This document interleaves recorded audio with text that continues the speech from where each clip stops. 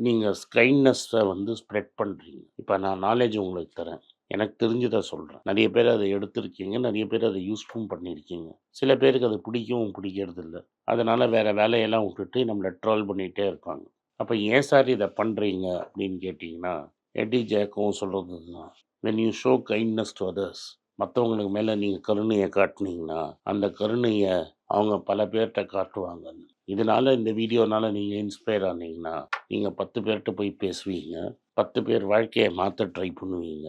இந்த ரிப்பிள் எஃபெக்ட்ங்கிறது தான் அப்படியே லேக்ல ஒண்ணுமே இல்லாம இருக்கும். ஒரு கல்ல தூக்கி நீங்க உள்ள போட்டீங்கன்னா, அது ரிப்பிள் ஆயி எல்லா இடத்துக்கும் ஸ்ப்ரெட் ஆகும். அதே மாதிரி நம்ம காட்டுற கைண்ட்னஸும் ஒரு ரிப்பிள் எஃபெக்ட்ல ஊரெல்லாம் ஸ்ப்ரெட் ஆகணும்னு அவரும் ட்ரை பண்ணாரு. அவர் பிலீவும் பண்ணாரு. நான் 100% உண்மைன்னு நினைக்கிறேன். எல்லாரும் அந்த வேலைய செய்யணும். இதுதான் என்னோட பிலீஃப்.